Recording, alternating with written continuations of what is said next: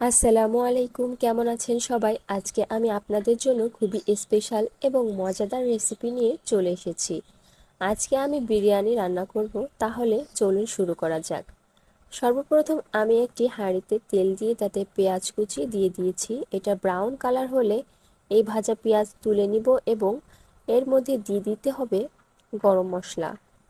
দিয়ে দিব 2 চা চামচ আদা বাটা, 2 চামচ রসুন বাটা, 2 চামচ জিরা ধনিয়া গুঁড়া, দিয়ে দিব দুটো জয়ফল পেস্ট। এবার নেড়ে চেড়ে দিতে হবে। এবার কিছুক্ষণ নাড়াচাড়া দেওয়ার পরে রাঁধুনি বিরিয়ানি মশলা দিয়ে দিতে হবে। মশলাগুলো ভালোভাবে কষিয়ে নেব। এবার দিয়ে দিব কেটে রাখা মাংসগুলো মশলার মধ্যে দিয়ে ভালোভাবে নেড়ে নিতে হবে। এখানে আমি 2.5 কেজির মতন গরুর মাংস নিয়েছি। এবার মাংস ভালোভাবে নেড়ে চিড়ে কষিয়ে নিতে হবে। এভাবে মাংসগুলো ভালোভাবে মেশানো হয়ে যাওয়ার পর এর মধ্যে দিয়ে দিব টমেটো পেস্ট। আপনারা দিতে চাইলে দিতে পারেন, তা না হলে আপনারা সয়া সস এবং বাজার থেকে কিনে আনা টমেটো সস দিতে পারেন। এবার দিয়ে দিব টক দই, দিয়ে দিব লিকুইড দুধ 2 কাপ পরিমাণ। আবারও নেড়ে চেড়ে ঢাকনা দিয়ে ঢেকে সিদ্ধ করব। কিছুক্ষণ পর পর নেড়ে চেড়ে নিতে হবে।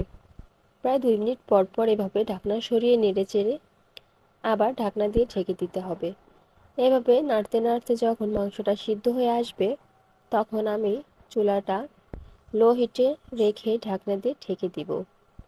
এবার আমি চলে যাব পোলাও রান্না করতে। এর জন্য সর্বপ্রথম আমি যে হাঁড়িতে পোলাওগুলো রান্না করব সেই হাঁড়িতে তেল দিয়ে দিচ্ছি। এবার দিয়ে দিব তেজপাতা, গোলমরিচ, দারুচিনি 2 টুকরো, 3-4টি লবঙ্গ, 3-4টা এলাচ। এবার ধুয়ে রাখা চালগুলো দিয়ে দিব। এবার ভালোভাবে নেড়েচেড়ে কষিয়ে নিতে হবে। এবার কষানো হয়ে আসলে দিয়ে দিব পানি।